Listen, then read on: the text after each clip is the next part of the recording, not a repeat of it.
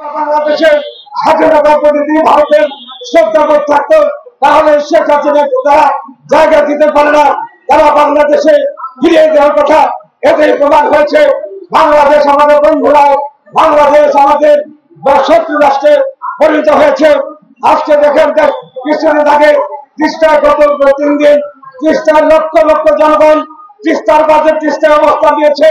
সেখান থেকে প্রমাণিত হয় বাংলাদেশকে মরুভূমিতে পরিণত করতে চায় এই ভারত। ভারত কাবাস বন্ধ করে দিয়ে বাংলাদেশকে মরুভূমিতে পরিণত করা হয়েছে। টিবাই মুখ নদীর বিরুদ্ধে যখন আমাদের ইতিহাস কথা বলতে গেছে তাকে হত্যা করা হয়েছে। এমন করে বাংলাদেশে 54টি নদীকে বাদ দিয়ে বাংলাদেশকে মরুভূমিতে পরিণত করেছে।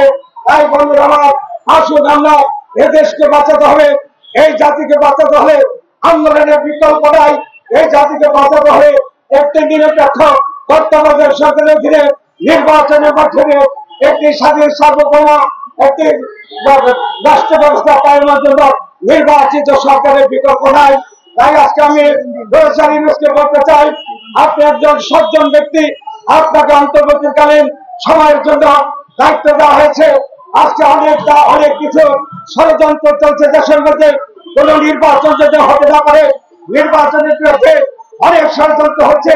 তাই আমি প্রফেসর ইউনূসকে বলবো, জরুরি নির্বাচন দিয়ে জনগণের ক্ষমতা জনগণের হাতে ফিরিয়ে দেন। বাংলাদেশের মানুষ এই নির্বাচনের জন্য 15 বছর লড়াই করেছে। এই নির্বাচনের জন্য 5 তারিখে জনগণের বিপ্লবের মধ্যে দিয়ে, ছাত্র জনগণের বিপ্লবের মধ্যে দিয়ে এই স্বৈরাচারী আওয়ামী লীগের পতন ঘটিয়েছে, হাসিনা পালিয়ে গেছে। আসুন আমরা এই সরকারের নেতৃত্বে জরুরি রোডম্যাপ ঘোষণা করেন, সংস্কার করবেন।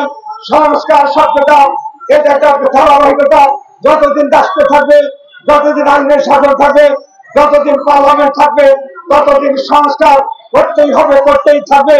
একদিনেই বা 6 মাসেই সংস্কার শেষ হয়ে যায় না। তাই দ্রুত কি সংস্কার করা প্রয়োজন, দ্রুত সংস্কার করে এই সরকারের পেছে আইনের মধ্যে দিয়ে বিচার করে দ্রুত নির্বাচন দিন। যে নির্বাচনের মধ্যে বাংলাদেশের স্বাধীন সার্বভৌমতার মধ্যে থেকে ওই আজকে ভারত যেভাবে আমাদেরকে নির্যাতন করছে, দেশের স্বাধীনতাকে হুমকির সম্মুখীন করা হয়েছে, আমরা তাদের বিরুদ্ধে দুর্বার আন্দোলন করে আমরা আমাদের নদীগুলোকে বাঁচাতে চাই, দেশের সার্বভৌমত্ব রক্ষা করতে চাই, মরুভূমির হাত থেকে দেশকে বাঁচাতে চাই। আপনাদের সবাইকে ধন্যবাদ। আসসালামু আলাইকুম।